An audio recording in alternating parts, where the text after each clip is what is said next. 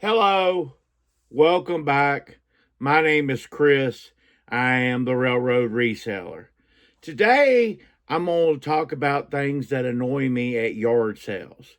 Now, let me preface this first and tell you that I love yard sales, okay? These are just some things that kind of annoy me. And today, to help me, I'm going to have my little friend when I talk about annoying things. Yeah, sometimes you got to get it out.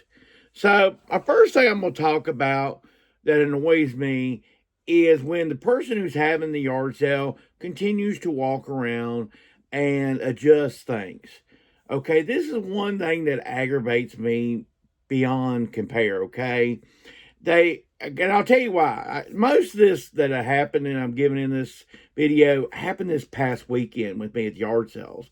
And I was like, this is just taking me away from enjoying yard sales. It's just these little quirky stuff, okay? But walking around reorganizing. I literally was in a side of a house, and like I guess they'd call it estate sale, but it was family run, I guess, estate sale, but it wasn't, what you think. It wasn't high, it wasn't great.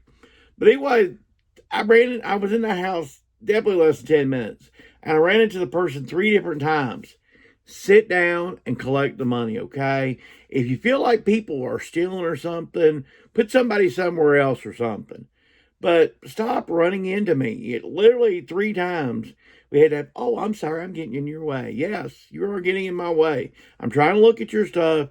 And if I don't want your stuff, I'm trying to get in there and get out of there as quick as possible and move on. So please stop reorganizing. We'll reorganize once or twice or something, that's fine. But also wait till there's nobody there. There will be gaps in your yard sales. So organize in. And maybe not only am I talking about resellers, okay? Here, maybe you're going to have a yard sale, and maybe you're like, how can I be the most successful at my yard sale? This would be some great hits, okay? But also, video's done so that we, the resellers, can kind of get stuff off our, chest, okay? And if you've got any pet peeves of what people who sell at yard sales do, please put those in the comments. I want to know what your pet peeves are.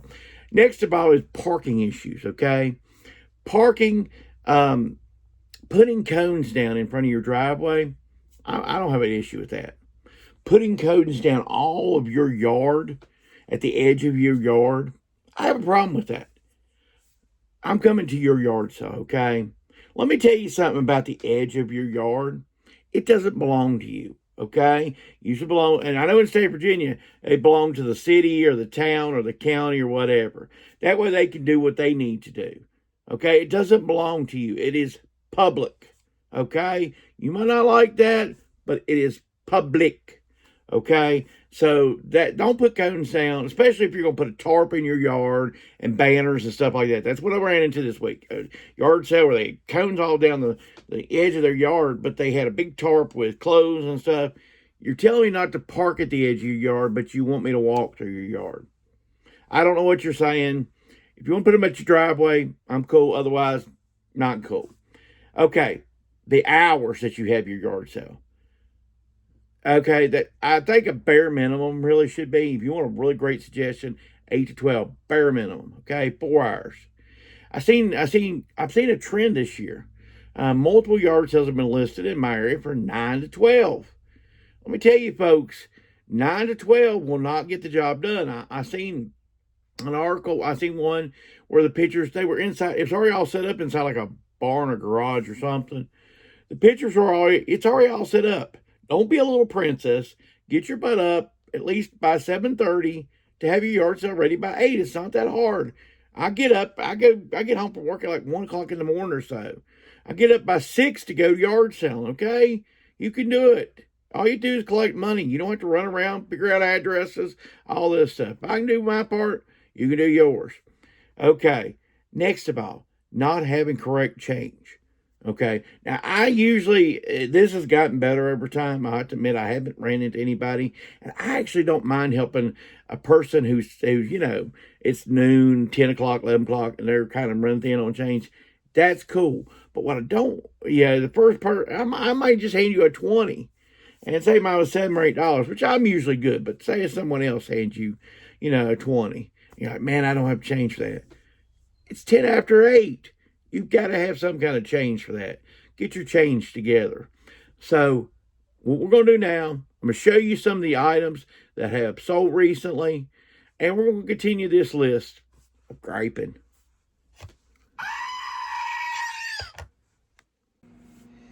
All right, let's go over some things that sold. Sold this Goodyear blimp belt buckle. It's going international, $8 plus shipping. This is part of the original lot of a bunch of belt buckles I bought for $50 that well paid for itself. I said that, I'll probably be selling belt buckles for the next 2 years.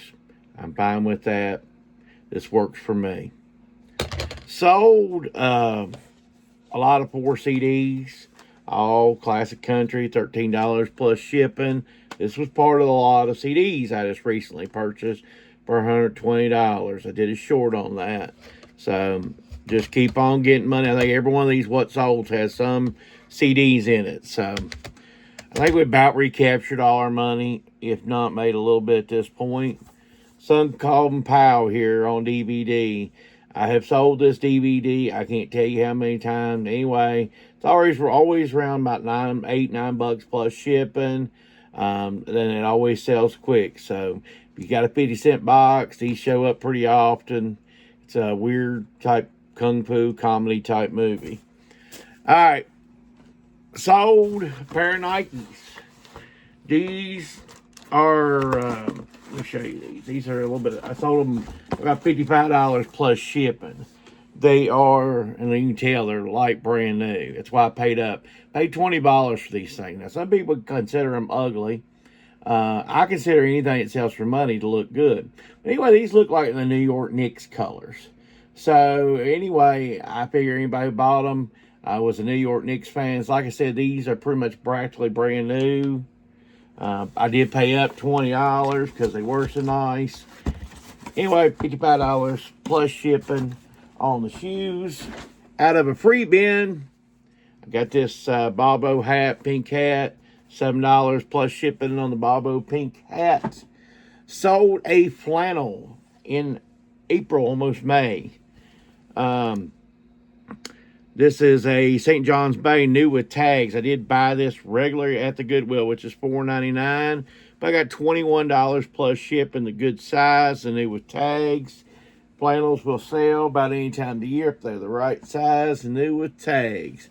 Sold a Nautica 3XL very quickly in the store. Picked it up at a yard sale Saturday, sold it Sunday. This was $12 plus shipping on the Nautica 3XL, short sleeve, pockets. It's ready to go for the summer for something nice. Sold a polo. You'll notice something about these clothes. Most of them outside the flannel.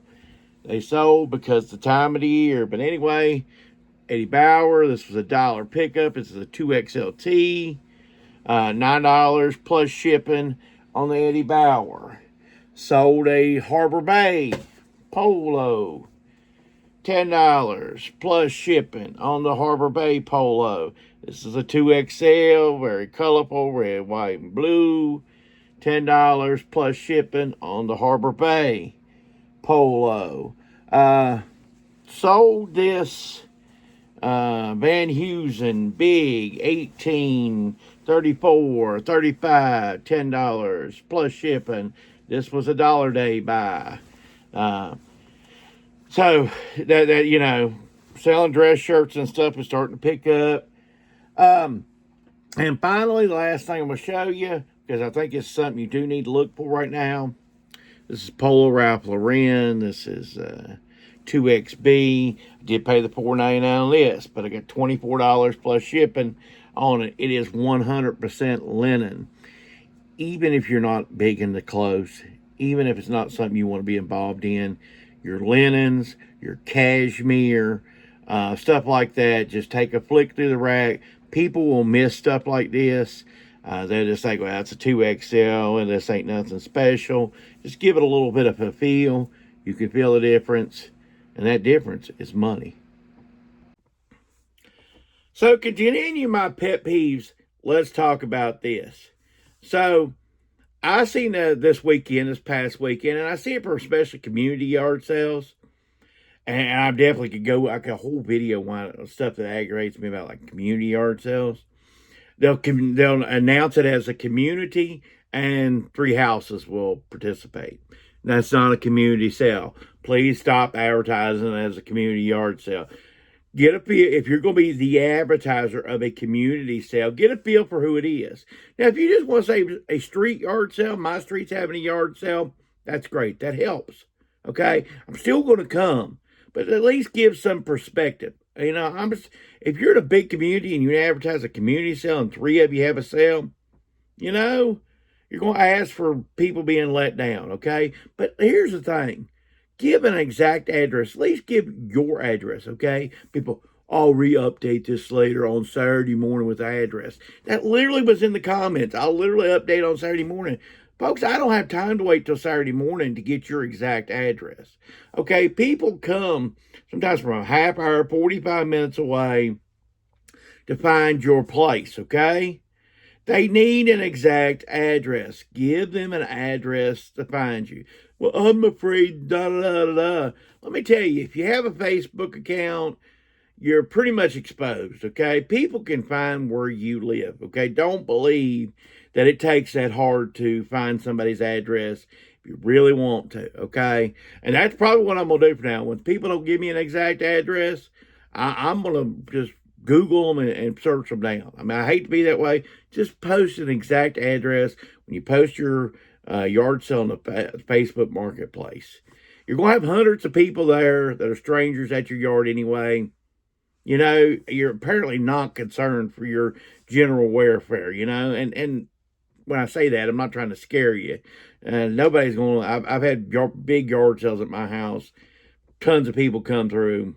Nothing's ever happened at my house. Okay. Along the lines of the address, signs, folks, put up proper signage. Yards, hey, if you have to, just yard sell an arrow and yard sell an arrow or something. But this sign that's this yay big with your address on it, I'm going 25, 35 miles an hour. I don't have time to stop and look at it, okay? Make your signage readable, okay? Have somebody at 35 miles an hour drive by it and say, yeah, I can still read what that says, okay? If you're not going to put out a reasonably good sign, don't put out a sign at all because, natural people that are yard selling are going to stop to look and they can't read your. So if you do decide that because of rain, and I've ran into that a couple times, it didn't rain today. We've not had a rain out Saturday yet, not even remotely. But people are like, well, I thought it might rain, so I decided not to have it. Anyway, put a sign out. Hey, how long does it take to put a sign in your yard? Cancel due to rain. Stick it in your yard. There's people that got up, they run around, they're putting out gas. They think that if they can make it out, you can make it out for a yard sale, okay? So put a cancel sign out. It really would help. There's nothing like running to a place and you're looking all around, maybe a driveway, because sometimes I was about to give up on a yard sale and end up it's in the backyard or something.